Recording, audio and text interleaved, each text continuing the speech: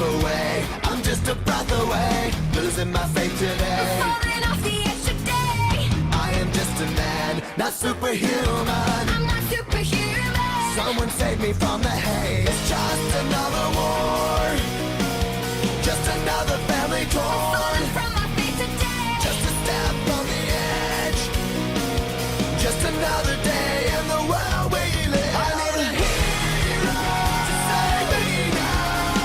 I need a